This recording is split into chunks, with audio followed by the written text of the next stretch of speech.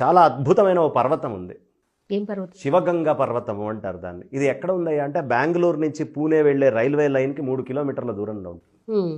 ఆ కొండ చాలా విశేషమైనటువంటి కొండ. ఆ కొండ ఎలా ఉంటుందయ్యా అంటే మీరు తూర్పు నుంచి చూస్తే నందీశ్వరుడు ఉన్నట్టు ఉంటుంది, పశ్చిమం నుంచి చూస్తే వినాయకుడు కూర్చున్నట్టు ఉంటుంది, ఉత్తరం నుంచి చూస్తే నాగపాములాగా ఉంటుంది, దక్షిణం వైపు నుంచి చూస్తే శివలింగం లాగా ఆకారంలో ఉంటుంది. 4 దిక్కులు 4 రకాలుగా కనిపిస్తుంది. ఇప్పటికి మనం వెళ్ళి చూడొచ్చు ఆ కొండ మీద. అంతటి అద్భుతంగా ఉంటుంది. అద్భుతం. ఆ కొండ మీద ఇట్లా మెట్లు ఎక్కుతూ వెళ్తాం. అక్కడ గంగా పార్వతీ సమేత పరమేశ్వరుడు ఉంటాడు. గంగా అనగానే మీకు గంగాధరుడు అనగానే అర్థమైపోతుంది. ఆ కొండకు ఒక ప్రత్యేకత ఉంది. ఆ క్షేత్రానికి దగ్గర ఒక బావి ఉంటుంది.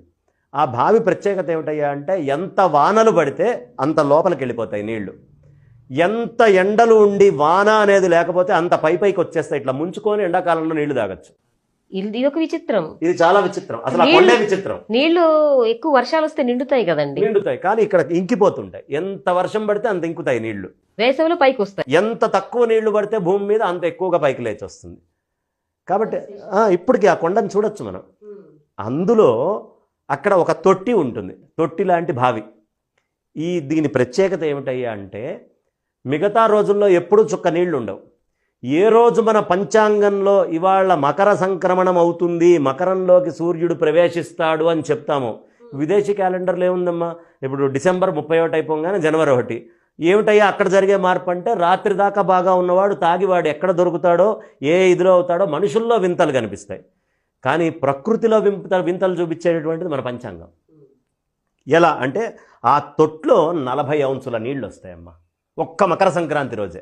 మామూలు రోజుల్లో రాదు. దాన్ని ఒక బంగారు పాత్రలో తీసుకొని చక్కగా అభిషేకం చేసి స్వామివారికి ఆ నీళ్లని మళ్ళీ ఒక బంగారు పాత్రలో పట్టి ఆ పట్టినటువంటి నీళ్లల్లో సగం మైసూరు రాజుకు పంపించేస్తారు. సగం నీళ్లు వాళ్ళు అక్కడ వచ్చే భక్తులకి తీర్థంగా ఇస్తారు. ఈ 40 ఔన్సులు మాత్రమే మకర సంక్రమణం రోజు ఊరుతాయి. అది అంటే ప్రకృతికి మన పంచాంగానికి సంబంధం ఉందని అర్థమవుతోందిగా. మన పంచాంగంలో మకర సంక్రమణం అన్న రోజే అది జరుగుతోందిగా. కాబట్టి ఇలా అద్భుతమైనటువంటి వింతలు విశేషాలు చాలా జరుగుతాయి.